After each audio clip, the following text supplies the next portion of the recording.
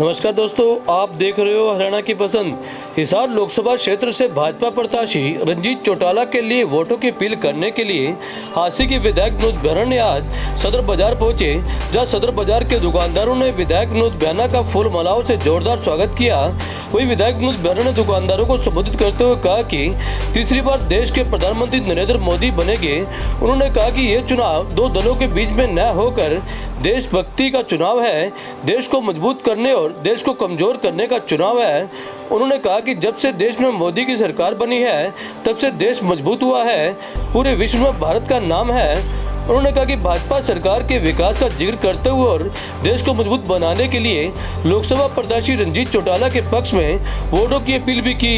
वही लोगों ने भी उनका पूरा समर्थन करने का उन्हें आश्वासन दिया।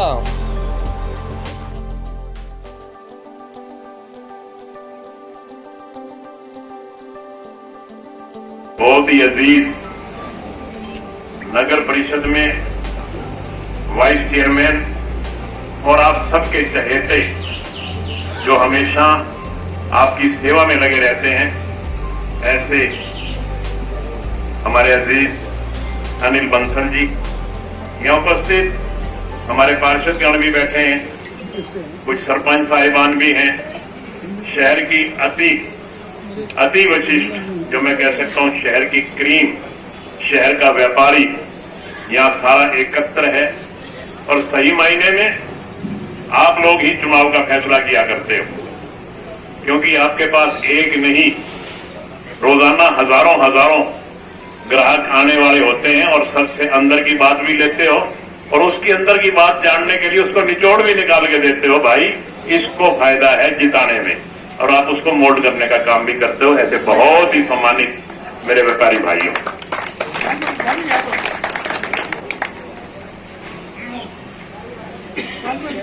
साथियों, आपको पता है कि लोकसभा का चुनाव हो रहा है। मैं तो ये समझता हूं कि ये चुनाव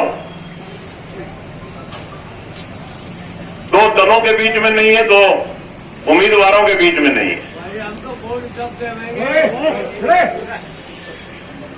ये सारी सुन लो पहले, मेरे वाली बात में सुन लेंगे।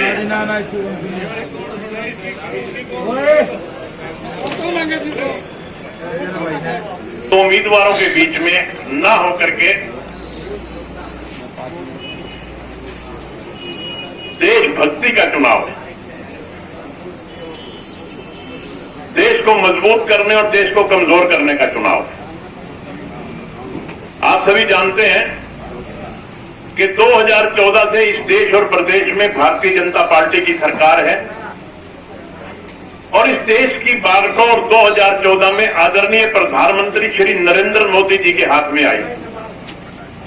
उसके बाद लगातार देश मजबूत हुआ है।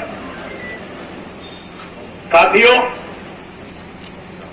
आज जो चुनाव हो रहा है इसके बहुत बड़े मायने हैं। ये चुनाव देश के भविष्य का फैसला करेगा।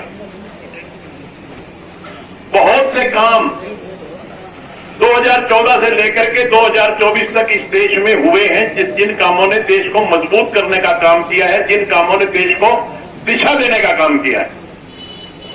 एक एक काम का जिक्र करूं तो मेरे ख्याल में आप सारे पढ़े लिखे हैं।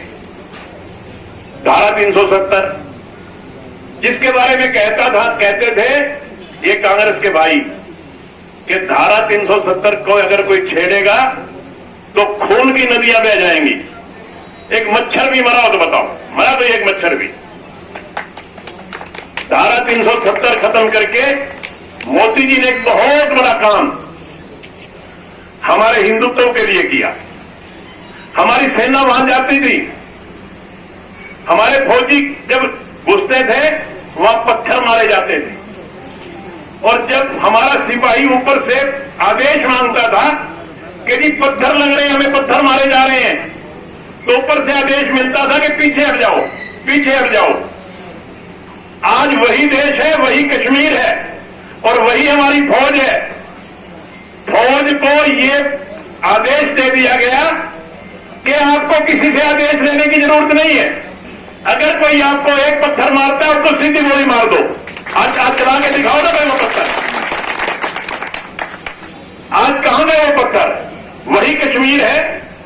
वही हमारी सेना है। ये काम किसने किया? नरेंद्र मोदी जी ने किया। ये काम तब हुआ जब 370 खत्म हुई। दोस्तों, 3 तलाक, हमारी मुस्लिम बहनें कितनी परेशान थी इस 3 तलाक से। उस 3 तलाक को खत्म करने का काम नरेंद्र मोदी जी ने किया। नरेंद्र मोदी जी का कोई इलेक्शन मैनिफेस्टो नहीं था, कोई चुनावी घोषणा पत्र नहीं था कि मैं 370 खत्म करूंगा, मैं कोई 3 तलाक खत्म करूंगा।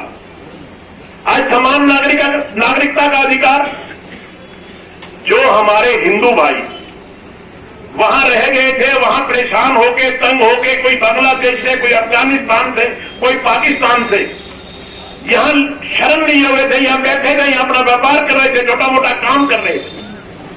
मोदी जी ने उनको नागरिकता देनी चाहिए तो कांग्रेस के लोगों ने उसका विरोध किया। आपके सामने 6 महीने तक दिल्ली में इन्होंने रास्ते रोके रखे।